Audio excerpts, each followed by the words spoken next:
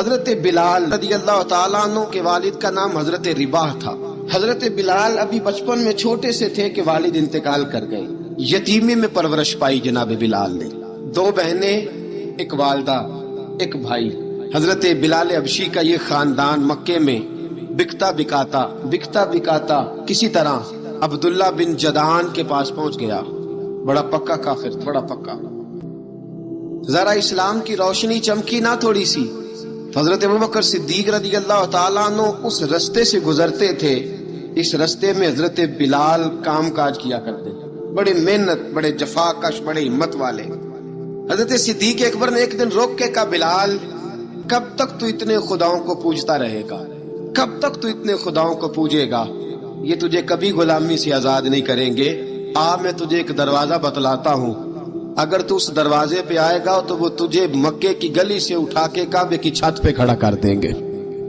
دامن مصطفیٰ سے جو بھی لپٹا وہ یگانہ ہو گیا، جس کے حضور ہو گئے اس کا زمانہ ہو گیا۔ حضرت بلال حبشی رضی اللہ تعالیٰ عنہ کو بات بتلائی۔ سلیم الفطرت آدمی تھے، سنجیدہ آدمی تھے، اچھا مزاج رکھتے تھے، فہم و فراست رکھتے تھے۔ جناب بلال نے کلمہ پڑھ لیا۔ کلمہ پڑھ کے نا تو سب لوگوں نے کہا، بہت سارے لوگوں نے اپنا اسلام چھپا کے رکھا ہوا تھا۔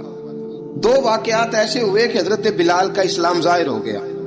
کسی کام سے بت خانے بھیجا عبداللہ ابن جدعان نے۔ بت خانے گئے تو بتوں کی قطاریں بنی ہوئی تھی۔ حضرت بلال نے مٹی اٹھائی اور بتوں کے منہ پہ مار کے کہنے لگے، جو اپنا چہرہ صاف نہیں کر سکتے وہ کسی کو نفع نقصان کیا پہنچائیں گے۔ جو لوگ دیکھ رہے تھے انہوں نے آ کے عبداللہ ابن جدعان کو بتایا، کہا تیرا غلام ہے اور تو بہت بڑا سردار بنتا ہے، تیری عزت خاک میں مل جائے گی کسی کو پتا چل گیا کہ عبداللہ کا غلام مسلمان ہو گیا۔ عبداللہ بن جدعان نے راتوں رات امیہ بن خلف سے بات کی اور امیہ سے کہا، یار یہ غلام لے لو، مفتی لے لو۔ بتایا نہیں کہ مسلمان ہو گیا امیہ کو۔ امیہ نے لے لیا۔ امیہ بڑا سخت آدمی تھا، بڑی طبیعت میں سختی پائی جاتی تھی۔ اللہ اکبر۔ لیکن یہ محبت اور عشق یہ چھپائے چھپتے نہیں، اور مسلمان اپنے اسلام کا اظہار کیے بغیر رہ سکتا۔ ایک واقعہ اور رونما ہو گیا، حضرت بلال پھر ظاہر ہو گئے۔ ہوا کیا؟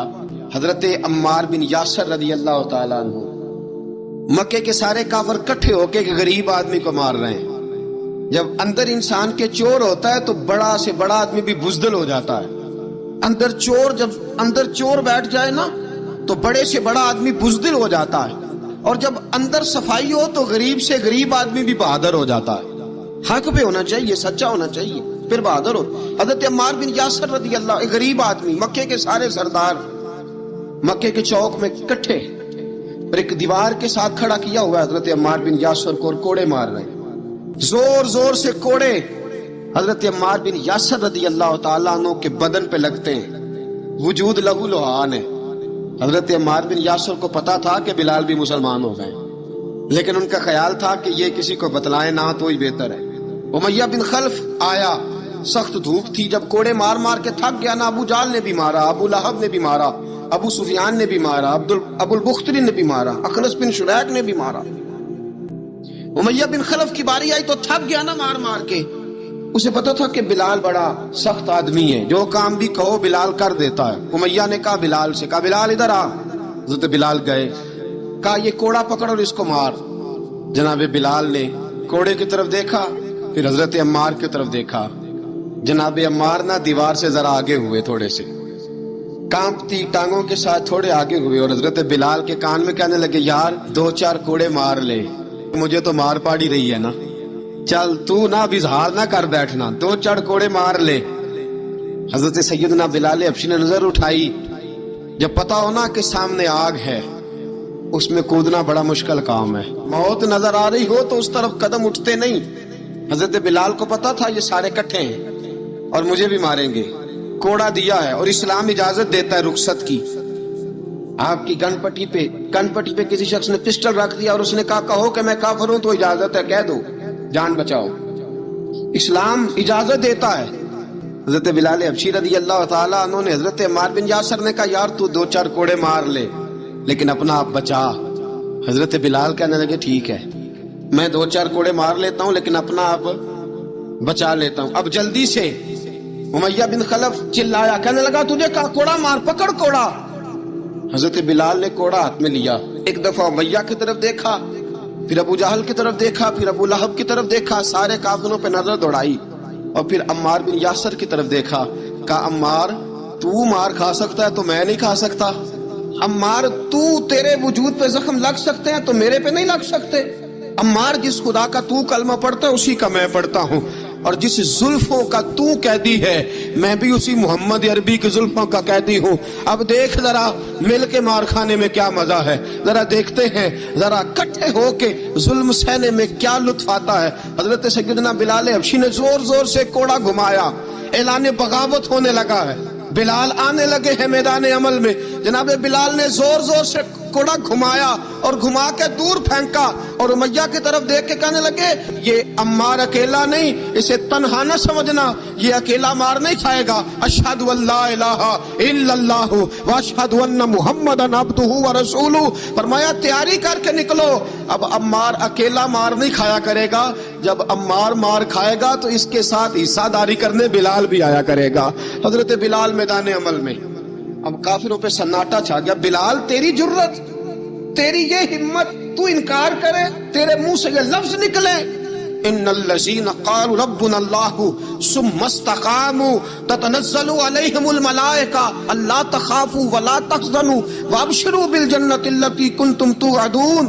رب فرماتا ہے تم کہو میں نے اللہ کو مان لیا، رب کو مان کر پھر ڈٹ جانا، تمہاری دنیا مدد کرے نہ کرے اللہ تمہاری مدد کے لیے فرشتوں کا نزول فرما دے گا، لوگ مدد کرے نہ کرے اللہ کے فرشتے تمہاری مدد کریں گے۔ جناب سیدنا بلال نے اعلان کر دیا میں نہیں ماروں گا، ادھر آ ستمگر ہنر آزمائیں، تو تیر آزما ہم جگر آزمائیں، فرمایا کر لو تیاری آ جاؤ۔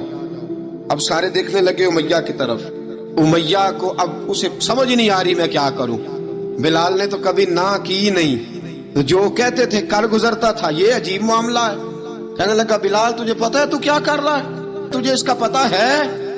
جناب بلال حبشی رضی اللہ تعالیٰ عنہ فرمانے لگے مجھے پتہ ہے تو مجھے مارے گا، مجھے پتہ ہے مجھے سزائیں دے گا، لیکن عقل کو تنقید سے فرصت نہیں، عشق پر ایمان کی بنیاد رکھ۔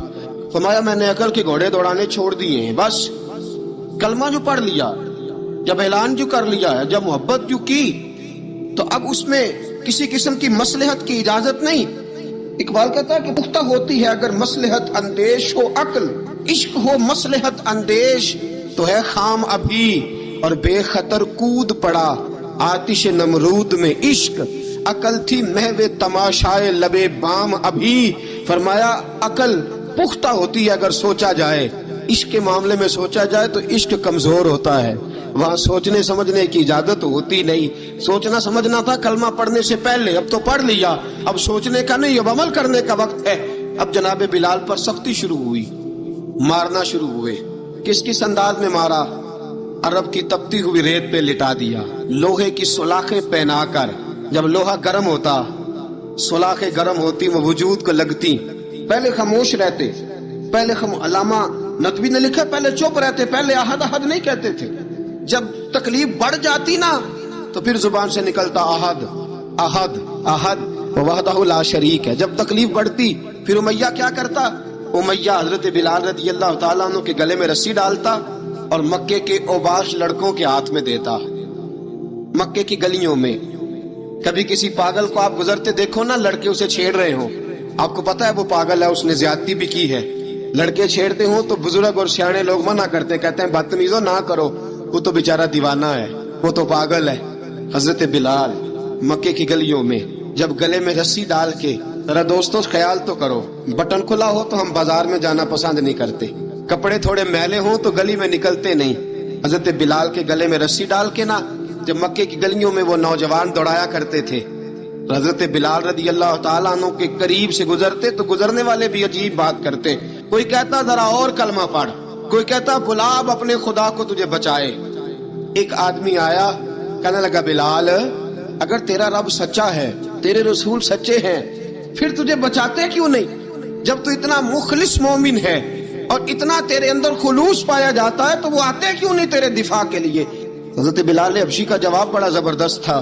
جناب بلال کہنے لگے میں مخلص تو ہوں، میرا رب قادر بھی ہے، لیکن فرمایا جب تم جاتے ہو نا بازار میں برتن خریدنے، مٹی کا برتن لینا ہو تو ذرا ٹھوک بجا کے چیک کرتے ہو کچا ہے کہ پکا ہے. فرمایا رب رسول بھی ذرا ٹھوک بجا رہے ہیں کچا ہے کہ پکا ہے. فرمایا میں دعا کرو میں امتحان میں پورا اتروں. وہ ذرا مجھے ٹھوک بجا کے چیک کر رہے ہیں، ٹھوک بجا کے. حضرت بلال حبشی مارا ستایا تینوں لب دیاں آپ گواچے، سانو اپنی خبر نہ کوئی، ساتھوں پارے ککھ گلیاں دے، سانو آکھ دے لوگ شدائی، ننگ نموس دا ساڑ کے چولا، گل پہنے تاج گدائی، آزم اپنا آپ گوایا تاں یار نے چاتی پائی. حضرت بلال حبشی اتنی مار اتنی تکلیفیں. اچھا حضرت صدیق اکبر گزرے. اچھا ایک بات اور، ایک تو تھا نا جب تکلیف ہوتی تھی تو احد احد کہتے تھے، ایک جب کوئی کافر نظر آتا تھا نا اس طرح بندہ چڑھاتا نہیں کسی کو. جب کوئی بے ایمان کافر نظر آتا حضرت بلال کو تو آپ فرماتے احد احد، اللہ ایک ہے، اللہ ایک ہے.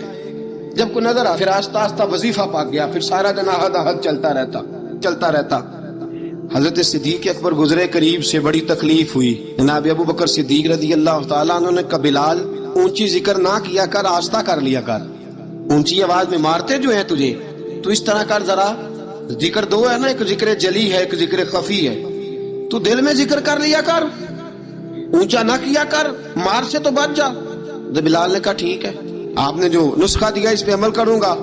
2 دن حضرت بلال حبشی نے دل میں ذکر کیا، مار ہی نہیں پڑی. جفا جو عشق میں ہوتی ہے، اقبال کہتا ہے جفا جو عشق میں ہوتی ہے وہ جفا ہی نہیں، ستم نہ ہو تو محبت میں کچھ مزہ ہی نہیں. حضرت بلال کو مارنا نہ پڑی، 2 دن مار نہ کھائی تو تیسرے دن امیہ داخل ہوا تو کہنے لگے احد احد احد. اس نے پھر پکڑ لیا درہ، پھر لگا مارنے. جناب حضرت بلال حبشی رضی اللہ تعالیٰ عنہ کو مار پڑ رہی ہے. جناب صدیق اکبر گزرے، کہا بلال تجھے منع کیا تھا، تو پھر شروع ہو گیا ہے. کہا حضور آہستہ ذکر کرنے میں مزہ ہی نہیں آتا، یہ مجھے مارتے نہیں، کسی کو کیا پتا چلے. سیدنا صدیق اکبر فرماتے ہیں کہ رسول پاک گزرے، بلال کو مار پڑ رہی تھی، میرے حبیب پاک کی آنکھوں میں آنسو آ گئے. بے خبر ہو جو غلاموں سے وہ آقا کیا ہے.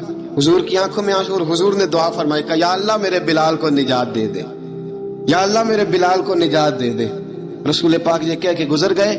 ایک کونے میں حرم شریف کے کونے میں بیٹھ کے رسول پاک رو رہے ہیں. جناب صدیق اکبر نے کہا حضور کیا ہوا؟ فرمایا ابو بکر سوچ رہا ہوں خدا اگر مجھے پیسے دے تو میں بلال کو خرید لوں، سوچ رہا ہوں. جناب ابو بکر صدیق گھر گئے، گھر جا کے حضرت عباس کو بھیجا، کہا امیہ میرا مخالف ہے، مجھ سے وہ بات نہیں کرے گا، آپ جائیے، آپ جا کے کہیے بلال کو بیچ ڈالے. حضرت عباس نے جا کے کہا بلال کو بیچ دو. کہنے لگا میری قیمت بہت زیادہ ہے، 50 دینار کا میں نے خریدا ہے اور میں منافع لے کے بیچوں گا. حضرت عباس نے آ کے جناب صدیق اکبر کو بتایا تو ابو بکر صدیق فرمانے لگے چل مجھے ساتھ ہی لے جا دیکھ لے. جب ابو بکر صدیق کو آتے دیکھا نا تو چڑ گیا، کہنے لگا ابو بکر اگر تو بلال کو خریدنا چاہے تو وہ جو تیرے پاس رومی غلام ہے وہ مجھے دینا پڑے گا، 2 لونڈیاں اس کے ساتھ دینی پڑیں گی، اور یہ 50 دینار کا ہے، میں تجھ سے 2000 دینار لوں گا. حضرت صدیق اکبر رضی اللہ تعالیٰ عنہ نے فرمایا مجھے منظور ہے مجھے. تو ابو بکر صدیق نے وہ تینوں غیر مسلم غلام لیے، 2000 دینار لیے. حضرت عباس نے بھی کلمہ نہیں پڑھا تھا، کہنے لگے ابو بکر تو کامیاب تاجر ہے، کیا کرنے لگے ہو؟ تو حضرت ابو بکر صدیق کہنے لگے آپ نے بھی کلمہ نہیں پڑھا، آپ کو اس سودے کا پتہ نہیں، آپ ابھی اس لذت آشنائی سے واقف نہیں، آپ ابھی اس راہ سے گزرے نہیں، آپ کو پتہ نہیں یہ بھی ایک ذائقہ ہے، یہ بھی ایک سودا ہے، یہ بھی ایک لذت ہے، یہ بھی ایک گہرائی ہے، یہ بھی ایک مزہ ہے، اس کا بھی آپ کو علم نہیں، آپ نے کلمہ نہیں نہ پڑھا. محبت کو سمجھنا ہے تو نہ سے خود محبت کر، کنارے سے کبھی اندازہ طوفان نہیں ہوتا.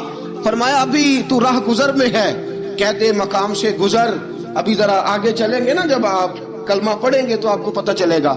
حضرت سیدنا بلال حبشی کو لینے کے لیے صدیق اکبر پہنچے، 2000 دینار، 3 غلام پڑھے لکھے سیانے سمجھدار. جب دیے نا امیہ کھل کھلا کے ہنسا، کہنے لگا ابو بکر بڑے گھاٹے کا سودا کیا تو نے، ابو بکر تو نے بڑے گھاٹے کا سودا کیا ہے. یہ پڑھا لکھا مجھے دے کے جا رہا ہے اور یہ ان پڑھ تو لے کے جا رہا ہے، یہ خوبصورت رومی غلام دے کے جا رہا ہے اور یہ حبشی کالے رنگ کا تو لے کے جا رہا ہے، اور 50 دینار کا غلام 2000 دینار میں تو لے کے جا رہا ہے. اتنی بڑی نادانی. حضرت جناب سیدنا صدیق اکبر رضی اللہ تعالیٰ کہنے لگے امیہ تو کافر ہے لیکن تو نے ابھی بھی پیسے تھوڑے مانگے ہیں، تو نے بلال کا رنگ دیکھا ہے، میں نے مصطفیٰ کے عشق کا رنگ دیکھا ہے. فرمایا تو ابھی اس کے رنگ میں الجھا ہوا ہے اور میں جو اس کے باطن کا حسن ہے وہاں تک پہنچ گیا ہوں. حضرت سیدنا بلال حبشی رضی اللہ تعالیٰ عنہ ساتھ کھڑے. ابو بکر صدیق رضی اللہ تعالیٰ عنہ نے ارشاد فرمایا اگر میں یمن کا بادشاہ ہوتا اور تو مجھے کہتا کہ بلال میں تب دوں گا جب تو مجھے یمن کی حکمرانی دے گا، فرمایا میں تجھے یمن کی حکمرانی بھی دے دیتا لیکن بلال کو ضرور خرید کے لے جاتا. ابو بکر صدیق فرماتے ہیں جب میں بلال کو لینے گیا تو حال پتہ کیا تھا؟ فرماتے ہیں کہ ٹانگیں اوپر کر کے نا، جس طرح آدمی رکوع میں بیٹھتا ہے اس طرح کر کے نا ٹانگیں، اور سر پھر زمین کو لگا کے جس طرح سجدے میں آپ جاتے ہیں، لیکن بالکل ٹانگوں کے ساتھ سر رکھ کے. فرماتے ہیں 4 بھاری چکیاں ریت پہ حضرت بلال تھے، ان کے اوپر چکیاں رکھی ہوئی تھی، اور فرماتے ہیں حضرت بلال تھوڑی تھوڑی حرکت کرتے تھے تو وہ چکیاں جسم کے ساتھ لگتی تھی نا، پارٹ ان کے. فرماتے ہیں زخم بن گئے تھے، خون نکلتا تھا. فرماتے ہیں میں نے وہاں سے جا کے حضرت بلال کو نکالا، پیسے دیے لے کے آیا تو جناب بلال کہنے لگے ذرا جلدی جلدی چلو، در مصطفیٰ پہ جلدی کرو. جواب میں حضرت ابوبکر صدیق کہنے لگے بلال جلدی نہ کر، جب میں آیا تھا تو حضور تیرے لیے آنسو بہا رہے تھے، اگر تجھے اس حالت میں زخمی دیکھیں گے تو میرے مصطفیٰ کو اور زیادہ رونا پڑے گا. تو میرے ساتھ گھر چل، میں تیرے زخموں پہ پٹی کرتا ہوں، میں تجھے کپڑے پہناتا ہوں. حضرت ابوبکر صدیق مزاج شناسائے نبوت تھے نا، فرمایا چل میرے ساتھ، میں ذرا تیری مرہم پٹی کر لوں، میں ذرا تجھے کنگھی کر لوں، تو میرے ساتھ چل. جناب بلال فرماتے ہیں جب سے پیدا ہوا تب سے غلام تھا، کبھی کسی نے میرے کپڑوں کی فکر نہیں کی تھی، مجھے تو امیہ 4 دن روٹی نہیں دیتا تھا. فرماتے ہیں جب میں گیا ابو بکر کے ساتھ، ابو بکر صدیق نے ایک چٹائی بچھائی، صدیق اکبر چٹائی کے اوپر میرے ساتھ بیٹھ گئے. فرماتے ہیں ابو بکر نے تیل منگایا، وہ تیل میرے زخموں پہ، ابو بکر صدیق نے وہ تیل میرے سر پہ، میری داڑھی پہ. فرماتے ہیں پھر کنگھا کیا، پھر ابو بکر صدیق نے ایک جوڑا منگایا، وہ کپڑے مجھے پہنائے، وہ پگڑی کھول کے میرے سر پہ بندوائی. فرماتے ہیں ابو بکر نے مجھے تیار کیا، فرمایا تو آج جا رہا ہے در رسالت مآب پہ، آج تو پہنچ رہا ہے حضور کے دروازے پہ. اور وہ کسی شاعر نے تو بڑی شاندار بات کی، اس نے کہا بڑی امید ہے سرکار قدموں میں بلائیں گے، کرم کی جب نظر ہوگی مدینے ہم بھی جائیں گے، اگر جانا مدینے میں ہوا ہم غم کے ماروں کا، مکینے گنبد خضرا کو حال دل سنائیں گے. حضرت بلال ان کے دل میں بڑی امنگ تھی آج جاؤں گا در رسالت مآب پہ. ملا رومی لکھتے ہیں کہ جناب سیدنا صدیق اکبر نے سجایا سوارا، جناب بلال کے آنسو رکتے ہی نہیں. کہا باپ ہوتا ہے جو خدمتیں کرتا ہے، میں نے آنکھ کھول لی تو باپ کا سایہ تو میں نے دیکھا ہی نہیں. اور فرمایا ماں تھی تو ماں جب بھی میں کام کر کے آتا تھا تو مجھے دیکھ کے میری اماں بس رو دیا کرتی تھی. 2-3 بہنیں تھیں، اور حضرت بلال فرمانے لگے ان بہنوں کو میں دیکھتا تھا تو وہ میرا حال دیکھ کے روتی تھی، اور جب وہ مجھے دیکھتی تھی تو میں رو دیا کرتا تھا. فرمایا ابو بکر میں نے تو یہ رنگ ڈھنگ دیکھے نہیں جو آج تو مجھے دکھا رہا ہے. جناب سیدنا صدیق اکبر رضی اللہ تعالیٰ عنہ بنا سوار کے نا حضرت بلال کا ہاتھ پکڑ کے سینے پہ رکھا. جناب بلال ہچکی لے کے روئے. حضرت ابو بکر صدیق نے فرمایا جتنا رونا یہاں رو لے، میں کائنات کے آنسو دیکھتا ہوں لیکن جب نبی کی آنکھوں میں آنسو دیکھتا ہوں تو دیکھے نہیں جاتے. فرمایا یہاں رو لے، بہا جتنے آنسو بہا سکتا ہے. حضرت بلال حبشی بھی روئے، جناب سیدنا صدیق اکبر بھی روئے. جب پہنچے نا دروازہ رسول پہ تو بند کر دیا تھا نا حضرت بلال کو، بلال تو نے رونا نہیں، عشق ہوئے تے درد ہوئے تے ہائے نکلے، پھر کوئی نہیں رہندا جر کے. حضرت سیدنا بلال حبشی کو لے کے پہنچے در مصطفیٰ پہ. رسول اکرم صلی اللہ تعالی علیہ وسلم نے ایک نظر حضرت بلال پہ ڈالی، جناب بلال نے یوں آنکھ ملائی تو سر جھکا لیا. وعدہ کیا تھا نا رونا نہیں، سر جھکا لیا. اب دوسری نظر نبی کریم صلی اللہ تعالی علیہ وسلم نے جب اٹھائی نا حضرت ابوبکر صدیق کی طرف تو حضور نے فرمایا صدیق تیرا شکریہ، ابو بکر اللہ تجھے جزا دے. جب رسول پاک کی زبان سے یہ لفظ نکلے تو جناب صدیق اکبر نے ہاتھ اٹھائے، یوں ہاتھ باندھے جب رسول پاک کے سامنے تو سب سے زیادہ آنسو ابو بکر صدیق کے اپنے نکل گئے. کہا یا رسول اللہ میں غریب بے نوا، تو امیر حرم، تو کجا من کجا. کہا حضور یہ شکریہ کے لفظ، یا رسول اللہ میں کہاں اور آپ کا شکریہ کہاں. نبی پاک صلی اللہ علیہ وسلم نے فرمایا ابو بکر کاش تو تھوڑے سے پیسے میرے بھی ملا لیتا، بلال کو خریدنے میں میرا بھی حصہ ڈال لیتا، میں چاہتا تھا. ابو بکر پھر روئے. کہا یا رسول اللہ میرے پیسے کس کے ہیں، آقا میں بھی آپ کا، یہ بھی آپ کے۔ جناب سیدنا بلال حبشی رضی اللہ تعالیٰ عنہ کی طرف حضور نے دیکھا تو فرمایا بلال آ یار ذرا سینے سے تو لگ جا۔ اب حضرت بلال دوڑے، جب رسول پاک کے سینے سے لگے تو ایک جملہ میرے محبوب کی زبان سے فرمایا بلال تو نے بڑی سختیاں برداشت کی ہیں، تجھے میرا اللہ ہی جزا عطا فرمائے گا، تو نے بڑے دکھ دیکھے ہیں۔ اب سیدنا بلال تڑپے، رسول پاک صلی اللہ تعالی علیہ وسلم بھی روئے۔ حضور نے اپنے ساتھ بٹھا لیا سیدنا بلال کو، حضور نے گھر پیغام بھیجا، فرمایا ختیجہ گھر میں کچھ ہے تو بھیجو، بلال آیا ہے۔ اب حضرت خدیجہ الکبریٰ اندر سے کیا آواز دیتی ہیں، کہتے ہیں حضور مبارک ہو، اللہ نے بلال کو آزادی عطا فرما دی۔ اب حضرت سیدنا زینب رضی اللہ تعالی عنہا میرے محبوب کی شہزادی چھوٹی سی ایک برتن کے اندر کھجوریں لے کے آئیں، ایک برتن میں کھجوریں۔ اب لا کے جب کھجوریں رکھی نا تو سیدنا صدیق اکبر نے ہاتھ بڑھایا کھجوریں اٹھانے کے لیے تاکہ میں دوں۔ حضور نے فرمایا نہ ابو بکر، بلال پہلے دن آیا ہے، پہلے تو نے جتنی خدمت کرنی تھی تو گھر کر کے آیا، میری باری ہے۔ حضرت بلال حبشی فرماتے ہیں کائنات میں نے اتنا پیار کبھی دیکھا ہی نہیں تھا، 30 سال سے زیادہ میری عمر تھی، مجھے تو کبھی کسی نے پاس بٹھا کے کھانا کھلایا ہی نہیں۔ فرماتے رسول پاک سخت کھجوریں سائیڈ پہ کرتے، اندر سے نرم کھجور نکالتے، اس کھجور سے تھوڑا سا چھلکا جدا کرتے، فرماتے پھر اس کو توڑتے، اس کے اندر سے وہ گٹلیاں اتار کے حضور ایک سائیڈ پہ کرتے، وہ نرم کھجور رسول جب میری طرف بڑھاتے، حضرت بلال فرماتے ہیں بھوک تو بڑی تھی لیکن آج بھوک ساری بھول گئی تھی، آج مجھے یوں لگتا تھا جیسے میں زمین پہ نہیں عرش کی بلندیوں پہ بیٹھا ہوا ہوں، آج لگتا تھا کائنات کی ساری نعمتیں، ساری رحمتیں، سارا کرم، ساری عنایتیں میری جھولی میں گر گئی ہیں۔ فرماتے ہیں رسول پاک صلی اللہ تعالی علیہ وآلہ وسلم نے مجھے بڑے محبت سے بٹھایا، حضور علیہ السلام نے محبت سے کھلایا، دودھ پلایا، فرماتے بڑا پیار کر کے نا تو جناب سیدنا صدیق اکبر نے کہا حضور بلال کی ڈیوٹی کیا ہوگی، حضور بلال کی ڈیوٹی کیا ہوگی؟ حضرت بلال کہنے لگے حضور میں فارغ رہنے کا تو عادی نہیں، میں تو جفا کش آدمی ہوں، محنت کرنے والا، ڈیوٹی کیا ہوگی؟ رسول پاک نے فرمایا بلال یہ میرا گھر ہے، آج کے بعد میرا نہیں یہ تیرا گھر ہے۔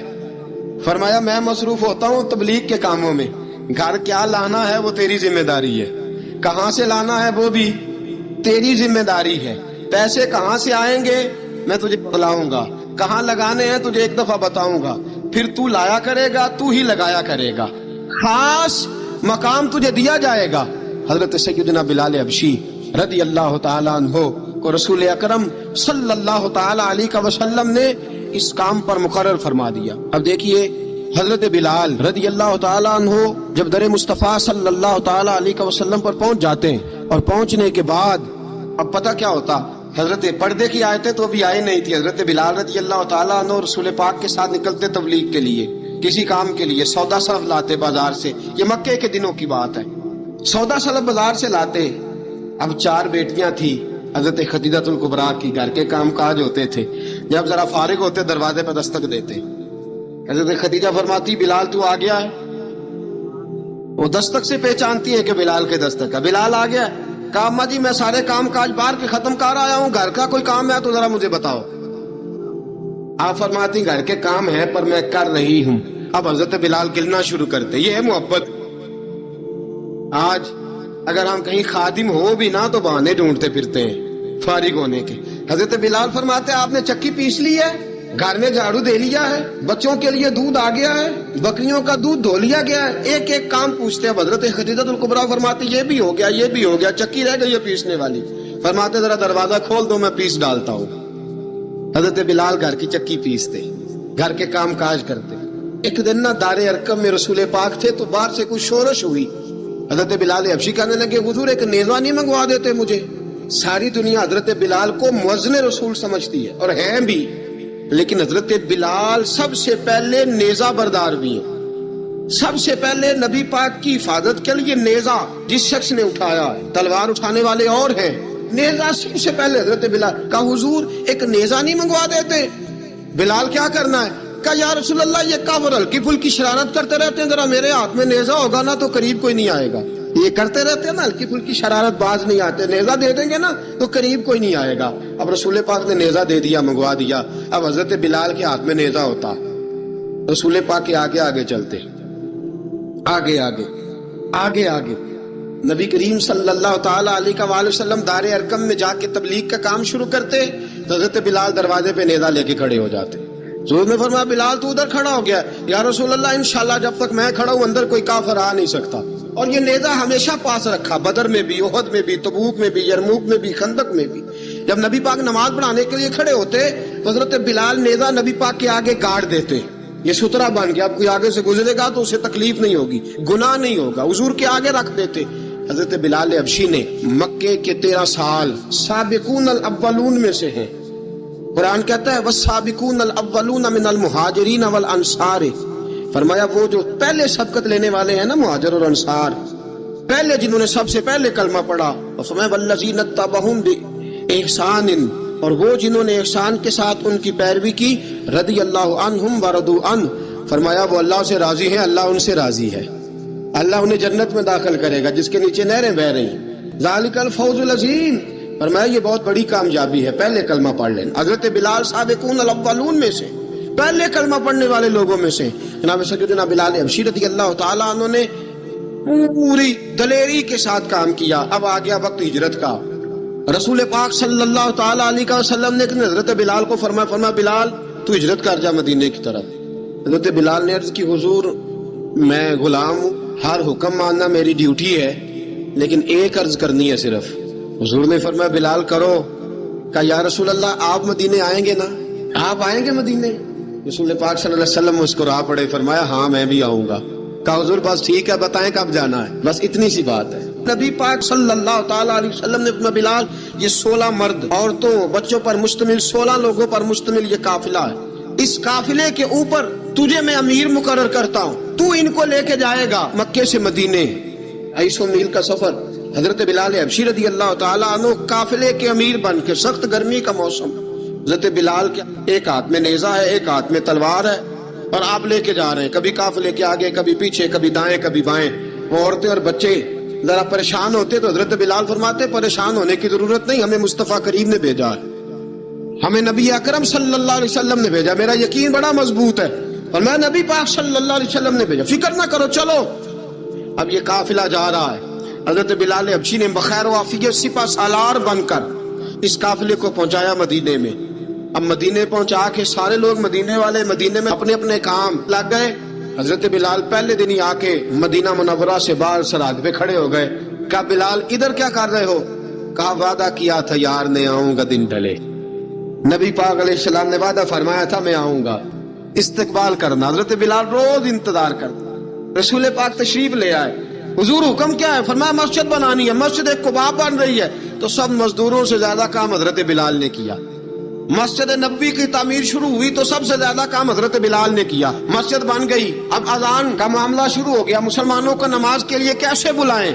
ایک صحابی کہنے لگے حضور ہم اوپر آگ جلایا کریں گے، جب آگ جلے گی تو لوگوں کو پتہ چلے گا نماز کا وقت ہو گیا. ایک نے کہا ہم بڑی دف منگواتے ہیں، دف بجائیں گے، نماز کا وقت ہو گیا. حضور نے فرمایا جاؤ صبح فیصلہ کریں گے. حضرت عبداللہ ابن زید رضی اللہ تعالیٰ عنہ اور حضرت عمر فاروق رضی اللہ خواب دیکھتے ہیں. خواب میں کوئی اذان پڑھ رہا ہے، اللہ اکبر اللہ اکبر اللہ اکبر اللہ اکبر، اذان. اب حضرت عمر خواب دیکھتے ہیں کوئی اذان پڑھ رہا، عبداللہ ابن زید خواب دیکھتے ہیں کوئی اذان پڑھ رہا. اب جب یہ آئے آ کے سویرے حضور کو خوابیں سنائی، حضور اس طرح سے اذان پڑھی ہے. فرمایا جس طرح کی تمہاری خواب ہے نا اسی طرح میرے اللہ کی رضا بھی ہے. حضور اذان پڑھے گا کون؟ فرمایا بلال پڑھے گا. حضرت بلال کی آواز میں لکنت تھی، اشہد نہیں کہتے تھے، اسہد کہتے تھے، لکنت تھی. حضور نے فرمایا بلال کا اسہد بھی اللہ اشہد بنا کے قبول فرماتا ہے. لوگوں نے کہا حضور بلال اذان پڑھے گا؟ حضور نے فرمایا انشاءاللہ یہی پڑھے گا. اب اصحاب صفہ میں پڑھتے بھی تھے، باقاعدہ علم بھی حاصل کرتے تھے، نبی پاک کے پاس تعلیم حاصل کرتے تھے حضرت بلال حبشی. اب حضور نے فرمایا بلال یہ اذان کے لفظ ہیں تو اذان پڑھا کرے گا. جناب بلال حبشی کو اذان سکھا دی اور رسول پاک صلی اللہ تعالی وسلم نے فرمایا چڑھ جا مسجد نبوی کے ساتھ مینارے پہ، چڑھ جا ایک کونے پر چڑھ کے اذان پڑھ. اب حضرت بلال حبشی رضی اللہ تعالیٰ عنہ نے سب سے پہلی اذان تاریخ میں پڑھی. 2 مرتبہ حضرت بلال اذان نہیں پڑھ سکے جب تک رسول پاک موجود ہے. 2 مرتبہ. ایک مرتبہ تو مدینہ منورہ میں کسی وجہ سے حضرت بلال اذان نہ دے سکے. ایک مرتبہ تبوک سے واپسی پہ سو گئے. حضور نے فرمایا بلال تیری ڈیوٹی ہے ہمیں جگانے کی. حضرت بلال خود بھی سو گئے. سویرے جب اچھی طرح سے سورج چمکا تو رسول پاک کی آنکھ کھلی. حضرت بلال کو حضور نے آواز دی، جناب بلال چونک کے اٹھے، فرمایا تجھے کہا تھا جگانا ہے؟ یا رسول اللہ ساری رات جاگتا رہا، جب جاگنے کا ٹائم آیا تو سو گیا۔ میں نے کہا میں ذرا کمر سیدھی کر لوں، حضور بس لیٹا ہی ہوں تو آنکھ لگ گئی، ٹیک لگائی ہے بس میں نے، پتھر کے ساتھ آنکھ لگ گئی۔ حضور نے فرمایا چلو پڑھو اذان۔ حضرت بلال نے اذان پڑھی اور سورج چمکتے میں رسول پاک نے نماز ادا فرمائی۔ حضرت بلال حبشی نے ہمیشہ اذان پڑھی، ہمیشہ۔ نبی کریم صلی اللہ تعالی علیہ وسلم کے صحابہ ایک دن حضرت بلال سے کہنے لگے، بلال تو ساری زندگی اذان پڑھتا رہا، مزہ کب آیا اذان پڑھنے کا، مزہ کب آیا؟ حضرت بلال کہنے لگے ایک اس دن جس دن مجھے حضور نے اذان سکھائی تھی، بڑا لطف آیا تھا حضور سے اذان سیکھنے کا، اور فرمایا ایک اس دن مجھے مزہ آیا جب میں نے کعبے کی چھت پہ کھڑے ہو کے اذان پڑھی ہے۔ حضرت بلال فرماتے ہیں سارے کافر زمین پہ کھڑے تھے، گردنیں جھکائے، اور میرے مصطفیٰ کریم جب کسوا نامی اونٹنی پہ بیٹھے تھے نا، اور میں اذان دے رہا تھا تو میں آج بڑا راضی تھا، میں کہہ رہا تھا یا اللہ کیا بات ہے، آج تو نے میرے حبیب کو کتنی عزتوں سے نوازا ہے۔ ایک ہے گھر کے کام کاج کرنا، اور میں پہلے بھی حدیث سنا چکا، حضرت بلال خود بخود لوگوں سے قرضہ لے لیتے تھے، حضور کو تکلیف ہی نہیں، بخاری مسلم بتاتی ہے خود بخود قرضے لے لیتے تھے، نبی پاک کو تکلیف ہی نہیں دیتے تھے، کام کاج ہے، مہمان آ جا رہے ہیں، ان کی خدمت کرنی ہے، قرضہ اٹھا کے خود بخود حضرت بلال سودا لے آئے، سودا لا کے جناب بلال نے پکا دیا۔ ایک دن ایسا بھی آیا، بخاری شریف کے لفظ ہیں کہ جن کے قرضے دینے تھے وہ کہنے لگے بلال سویرے قرضہ دو ورنہ تجھے لے جائیں گے، بکریاں چرانی پڑیں گے۔ حضرت بلال حبشی رضی اللہ تعالیٰ عنہ نے حضور کی خدمت میں عرض کی، کہا اگر کوئی بندوبست ہو گیا تو ٹھیک ہے، ورنہ میں تو سویرے بھاگ جاؤں گا، میں شام چلا جاؤں گا، پیسے آ گئے تو مجھے پیغام بھیجنا، آ جاؤں گا۔ سویرے فجر سے پہلے حضور نے پیغام بھیج دیا، فرمایا بلال تیری مدد کے لیے اللہ نے 3 اونٹنیاں سامان کی بھیج دی ہے۔ حضرت بلال حبشی رضی اللہ تعالیٰ عنہ نے سارا گھر کا کام کاج خود سے سنبھال لیا تھا۔ ایک دن غائب ہو گئے حضرت بلال اذان دے کے، فجر کی اذان دے کے غائب نہیں ہونا چاہیے، کیا خیال ہے آپ کا؟ حضرت بلال حبشی رضی اللہ تعالیٰ عنہ اذان پڑھی، غائب ہو گئے، صحابہ ڈھونڈ رہے ہیں بلال کدھر ہے، اقامت پڑھے۔ حضور نے فرمایا ٹھہر جاؤ، بلال آئے گا تو اقامت پڑھے گا، بلال آئے گا تو جلدی نہ کیا کرو مسجد میں، اگر 2-4 منٹ کبھی دیر ہو جائے نا کوئی بات نہیں، اللہ کے گھر ہی آئے ہو نا، جلدی نہ مچایا کرو، اللہ کا گھر ہے، رحمت والی جگہ ہے۔ حضور نے فرمایا بلال آئے گا تو اذان پڑھے گا۔ اب سب صحابہ خاموش ہیں کہ بلال جاتا نہیں، کام بھی اس کا کوئی ایسا نہیں۔ حضرت بلال دوڑے آئے، جلدی جلدی دوڑے آئے۔ رسول پاک صلی اللہ علیہ وسلم نے سوال ہی نہیں کیا کہ بلال تو کدھر سے آیا ہے، فرمایا آ گئے ہو؟ حضور آ گیا ہوں، پڑھو اقامت، پڑھو اقامت پڑھی، جماعت ہو گئی۔ اب صحابہ کرام علی مریدوان حیران ہے کہ حضور نے پوچھا ہی نہیں اور بلال آیا بھی دیر سے۔ حضرت جناب سیدنا صدیق اکبر، جناب مقداد، جناب سلمان فارسی، چند صحابہ نا حضرت بلال کو لے کے کون ہے، بلال تو کدھر تھا، راز کی کوئی بات ہے جو بتاتا نہیں، کدھر تھا؟ حضرت بلال رضی اللہ تعالیٰ عنہ کی آنکھوں میں آنسو آ گئے، رو پڑے، کہ بلال کوئی گہری بات ہے، بتا معاملہ کیا ہے، روتا کیوں ہے؟ حضرت بلال حبشی رضی اللہ تعالیٰ عنہ فرمانے لگے جب حضرت خدیجہ الکبریٰ گھر میں چکی پیستی تھی، تھک جاتی تھی نا تو میں مدد کرایا کرتا تھا۔ کتنے دن بیت گئے، جب فجر کی اذان دینے کے لیے گزرتا ہوں تو حضرت فاطمہ الزہرا کے بچے روتے ہوتے ہیں۔ فرمایا میں نے حضرت فاطمہ کو گود میں کھلایا ہے، مجھے اپنے محبوب کی شہزادی سے بڑا پیار ہے، کئی دنوں سے حضور کی خدمت میں عرض کر رہا تھا یا رسول اللہ کو مہربانی فرمائیں۔ حضور نے رات پیغام بھیجا ہے سیدہ فاطمہ کو کہ بلال جب آئے تو پردہ کر کے اندر چلی جایا کر۔